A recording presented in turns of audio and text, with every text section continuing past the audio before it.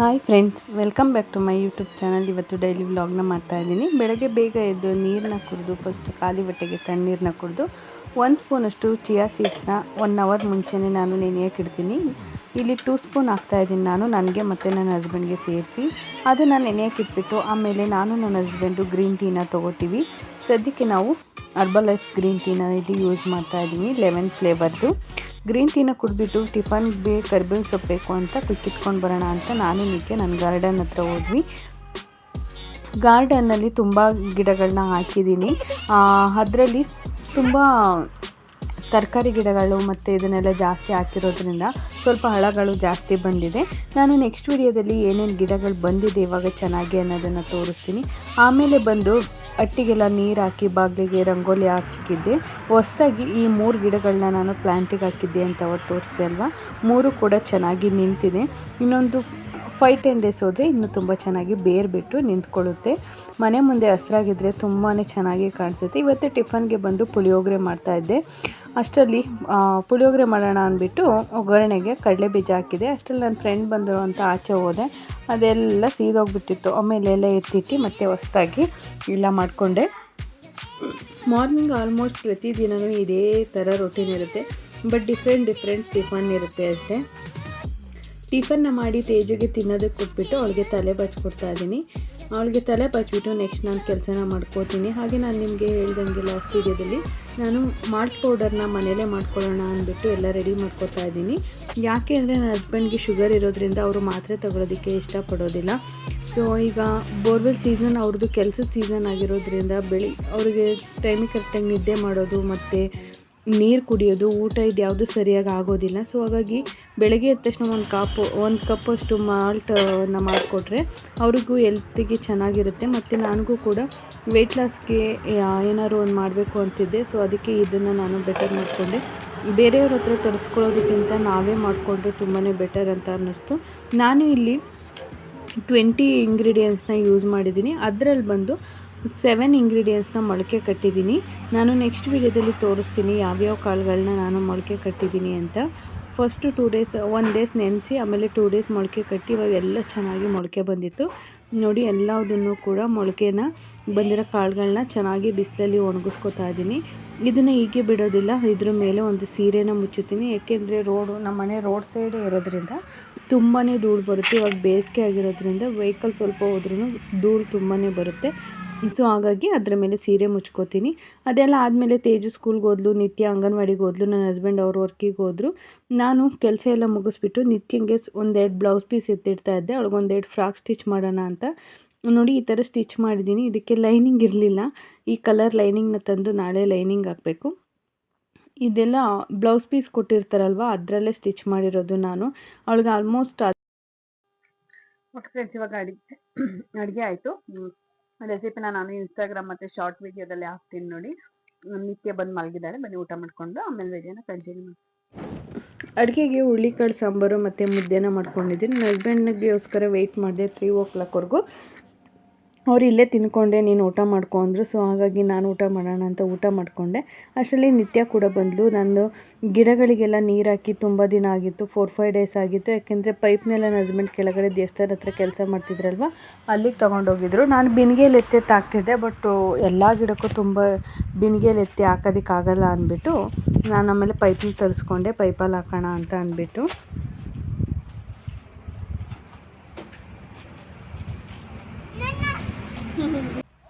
ಗಿಡಗಳೆಲ್ಲ ತುಂಬಾ ಚೆನ್ನಾಗಿ ಬಂದಿದೆ, ಬಟ್ ಅದರಲ್ಲಿ ನೀರನ್ನ ಯಾವಾಗಲೂ ಬಿಡ್ತಾ ಇರೋದ್ರಿಂದ ಹಳಗಳು ಕೂಡ ಅಷ್ಟೇ ಬೇಗನೆ ಬರ್ತಾ ಇರುತ್ತೆ. ಸೊ ಕ್ಲೀನ್ ಮಾಡಬೇಕು. ಅದನ್ನು ಕ್ಲೀನ್ ಮಾಡಿದ್ದೀನಿ, ಬಟ್ ಅದು ಮತ್ತೆ ಚಿಕ್ಕದಾಗಿ ಬಂದಿರೋದ್ರಿಂದ ಆ ಥರ ಪೂರ್ತಿ ಹಸ್ರಾಗಿ ಕಾಣಿಸ್ತಾ ಇದೆ. ಇಲ್ಲಿ ತುಂಬ ವೆರೈಟಿ ಗಿಡಗಳನ್ನ ಇವಾಗ ನಾನು ಹಾಕಿದ್ದೀನಿ, ತರಕಾರಿನ.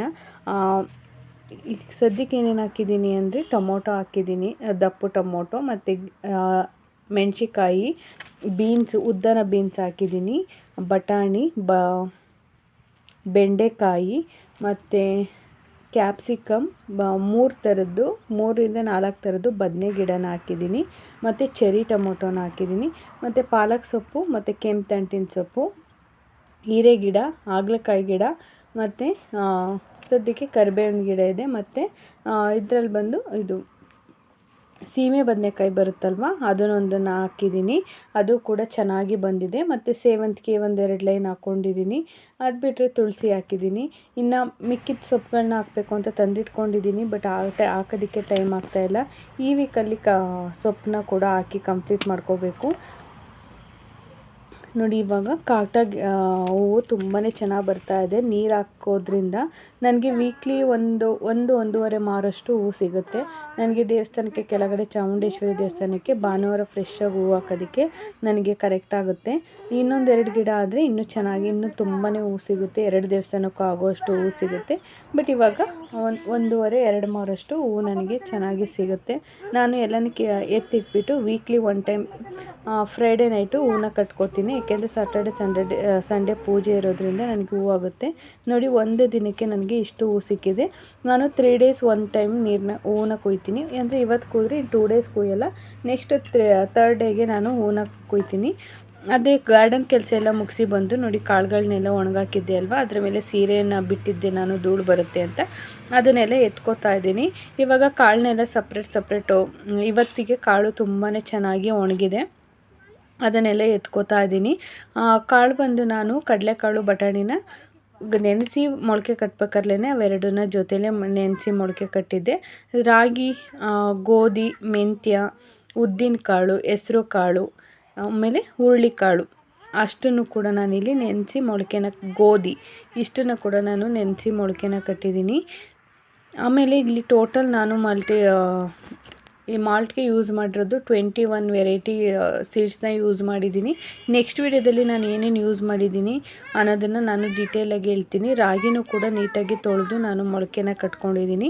ನೀವೇನು ಜೀನಿ ಆಮೇಲೆ ಮಲ್ಟಿಗ್ರೇನ್ ಮಾಲ್ಟ್ ಈ ಥರ ಎಲ್ಲ ತೊಗೋತಾರೆ, ಸೇಮ್ ಅದೇ ಥರನೇ ನಾನು ಕೂಡ ಮನೆಯಲ್ಲೇ ಮಾಡ್ಕೊಂಡಿದ್ದೀನಿ.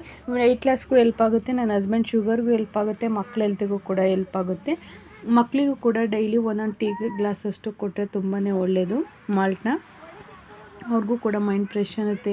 ಇವಾಗಿನ ಫುಡ್ಡಲ್ಲಿ ಮಕ್ಕಳಿಗೆ ಮಾಲ್ಟ್ ಕೊಡೋದು ತುಂಬಾ ಇಂಪಾರ್ಟೆಂಟು, ತುಂಬಾ ಒಳ್ಳೆಯದು ಕೂಡ.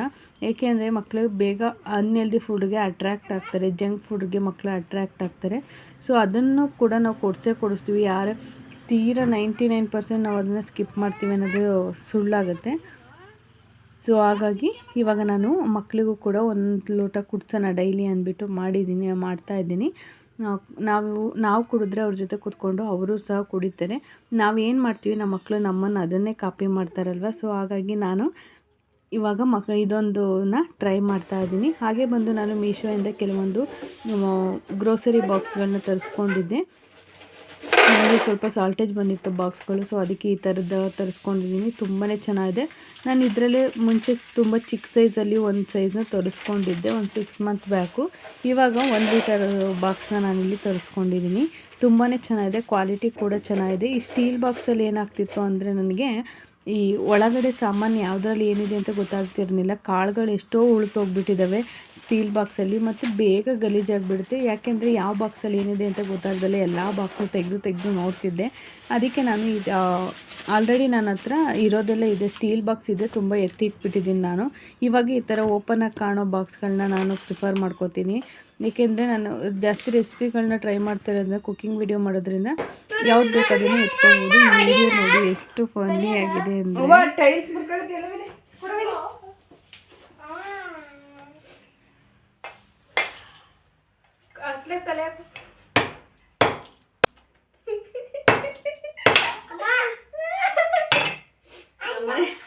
ಚಾಕ್ ಮುಟ್ಕತೈತೆ ಹೊತ್ತು ಟಮಟನೇ ಮುಟ್ಕತಿಲ್ಲ. ಇವ್ರ ಮ್ಯಾಮ್ ಮನೆ ಟಮಟ ನಿತ್ಯ ಯಾರೋ ಕೊಟ್ಟಿದ್ದು? ಮ್ಯಾಮು ನಿನಗೆ ಕೊಟ್ರಾ? ನೀನೇ ತಿನ್ನು, ನಿನ್ ಪ್ರೀತಿಯಿಂದ ಕೊಟ್ಟವ್ರೆ, ನೀನೇ ತಿನ್ನು ಆಯ್ತಾ? ಕಡಿ ಕಡಿ ಗೊತ್ತಲ್ಲ. ಅಯ್ಯೋ ಕಡೆ